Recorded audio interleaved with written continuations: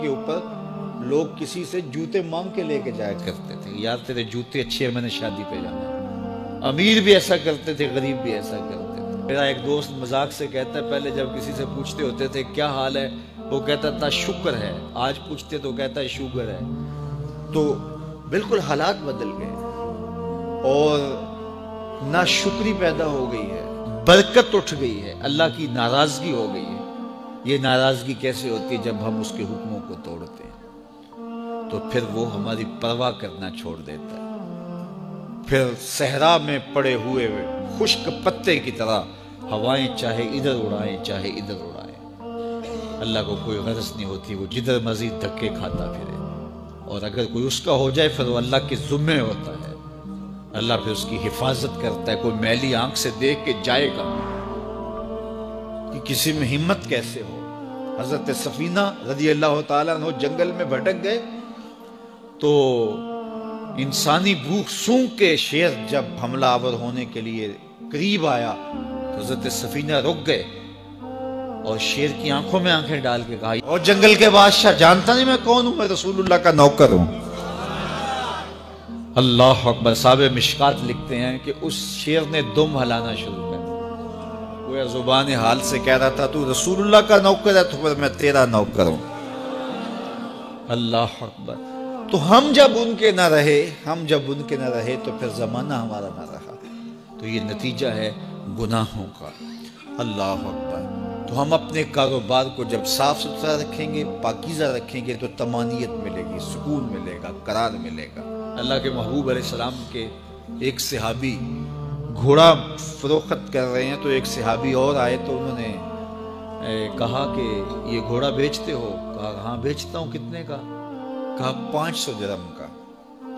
تو عرب گھوڑے کے اوپر سواری کر کے چیک کرتے تھے، دیکھتے تھے، ٹرائی لیتے تھے۔ تو گھوڑے کے اوپر جب ٹرائی لی نا تو واپس آ کے کہا کہ اس کا 600 درہم لوگے؟ اس نے کہا میں تو 500 میں بیچنے آیا ہوں، تو تم 600 دیتے ہو تو بسم اللہ۔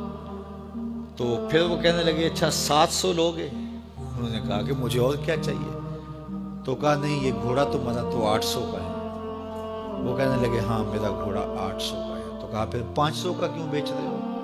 کہا میری مجبوری تھی، میں نے بیٹی کی شادی کرنی تھی اور میں مجبوری سے 800 کا گھوڑا 500 میں بیچ رہا ہوں۔ انہوں نے کہا میرے صاحب، میرے بھائی، میں تو 800 میں لوں گا، جب ہے 800 کا ہے تو میں 500 کا کیوں لوں؟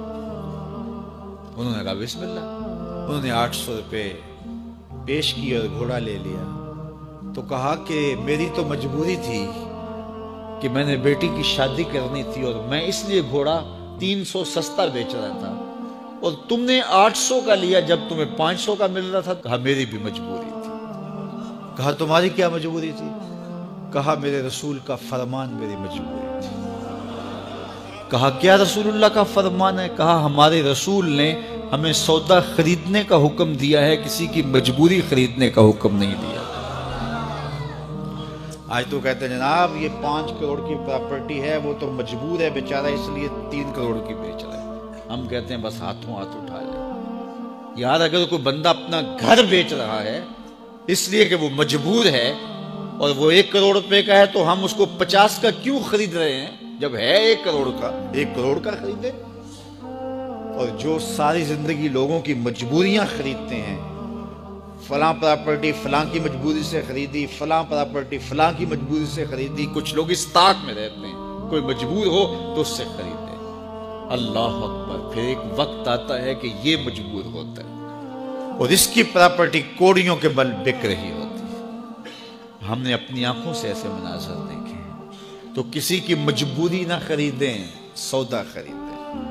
طاق میں نہ رہیں کہ کوئی مجبور ہو تو سستا بیچے، جو اس کی قیمت ہے اس کی قیمت سے لیں، پھر دیکھنا کہ عرش کا رب اس کے اندر برکت کتنے ڈالتا ہے۔ شیخ سعدی فرماتے ہیں میں رود بار کے جنگل میں تھا تو ایک آدمی چیتے پہ سوار اور ہاتھ میں سانپ کا کوڑا پکڑا میرے پاس آ کے رکتا ہے۔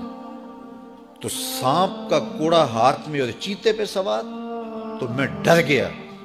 جب میں ڈر گیا تو وہ مسکرا